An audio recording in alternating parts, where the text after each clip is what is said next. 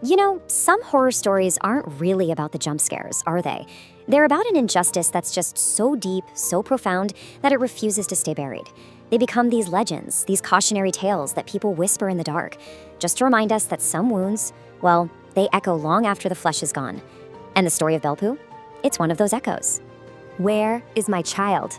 This one single, absolutely devastating question. It's the key to this whole thing. It's the heart of a story about a soul being slowly crushed, about a brutal, senseless murder, and a mother's vengeance that literally reached out from beyond the grave. Okay, let's dive into this. So, before there was ever a ghost, there was a woman named Anjali, and her horror story, it didn't start with some spirit. It started with the very people she called family, and a house that slowly but surely became her own personal prison. For eight long years, Anjali's life was just this slow descent into total despair. In that first year, it hit her. This wasn't a marriage, it was a transaction. She was property. And the taunts about her dowry, that was only the beginning. Soon they found a new word to use as a weapon against her, barren. And that label, that single word, became her entire identity, this source of constant daily shame. By year 5, the verbal abuse had turned brutally physical. And then, in the 8th year, a tiny flicker of hope. She was pregnant. And look, this wasn't just random acts of cruelty. No, this was a coordinated campaign. Her mother-in-law, Shantabai, she'd taunt her loudly enough for all the neighbors to hear. Her father-in-law, Bhairav Singh, would lie to visitors, telling them a doctor had confirmed the problem was Anjali. And her husband, Raghuveer, he'd come home drunk and beat her. So the crucial point here is the horror is deeply human. The ghosts hadn't shown up yet because the real monsters were already living in the house. And this is where it gets truly heartbreaking. For Anjali, this pregnancy was everything. It was a chance, maybe her only chance, to finally be seen, to be valued, to earn her place as a mother. But for them, it was purely business. They didn't see her at all, they just saw a vessel. All that mattered was the heir. The plan was simple. Once the baby was born, she would be thrown out. And even with the heir they so desperately wanted growing inside her, the cruelty didn't stop. Actually, it got worse. They starved her, made her work from dawn till dusk while her body was getting weaker and weaker. The doctor's warning was crystal clear. She and the baby were in very real danger. But in that house, her life and even the life of the child they claimed to want, it just held no value at all. Anjali was holding on by a single thread, just clinging to the hope of the life inside her. But that thread, it was about to be violently and irrevocably snapped. The final, fatal explosion, it wasn't sparked by some huge betrayal or crime. It was something almost laughably small, totally mundane. Anjali, exhausted from a doctor's visit, served food that wasn't quite hot enough. That's it. That's all it took to unleash hell. Her husband, Raghuveer, his eyes red and his breath stinking of alcohol, he just stood up. He started screaming at her, accusing her of disrespecting them, and then came the first slap, knocking her right off balance. She stumbled back, and he followed. Soon, it wasn't just slaps. He started kicking her, punching her, slamming her against the wall as she crumpled to the floor. And her mother-in-law and father-in-law, they just sat there and watched. On the ground, she curled into a ball, her hands desperately trying to shield her stomach. This was her last plea. It wasn't even for herself anymore. It was for the child. She was trying to appeal to the one and only thing they ever claimed to care about.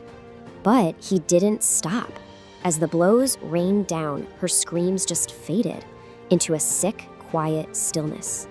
Anjali and her unborn child were dead. What happens next is, well, it's just monstrous. There's no panic, there's no remorse, just cold, hard calculation. The mother-in-law immediately forbids a proper funeral pyre, too many questions from the village.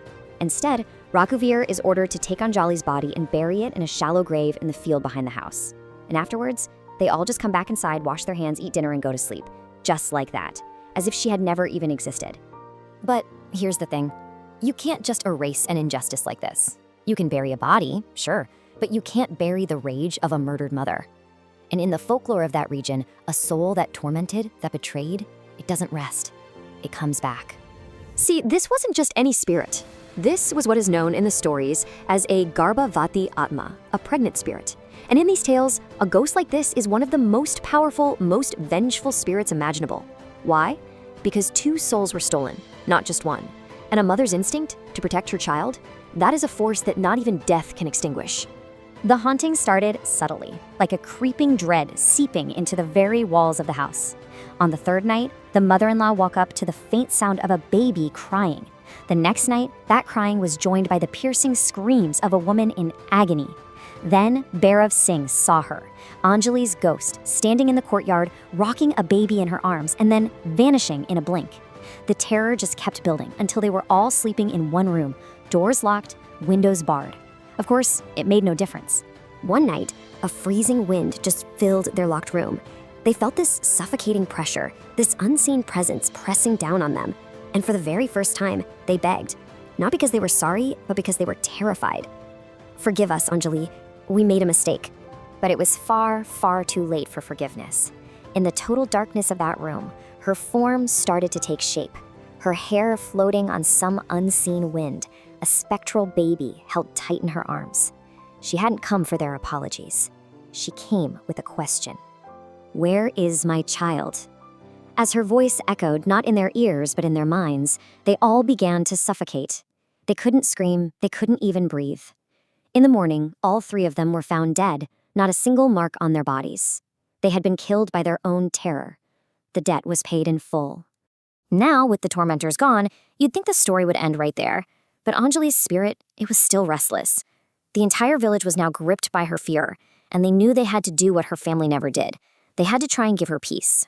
So a holy man was called in, and he confirmed what they all feared. It was the Garbhavati Atma of Anjali. To try and appease her, they first had to acknowledge her humanity.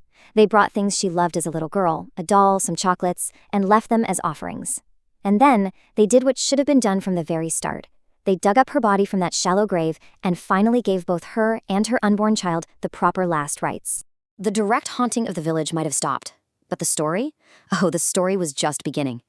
It became the legend of Belpur, a story parents told their children. People would report a sudden, unnatural cold wind when walking near those fields at night. They'd see a glimpse of a shadow moving in the darkness. Anjali's rage may have been satisfied, but her sorrow remained. And that, right there, is the true horror of this story. The family was punished, the rites were performed, but a fundamental injustice can never be fully erased. It just lingers. So the legend says she still wanders those fields, forever asking that one question that has no answer. Where is my child? Because in the end, a ghost story like this isn't just a story. It's the only way a voice that was silenced in life gets to scream in death.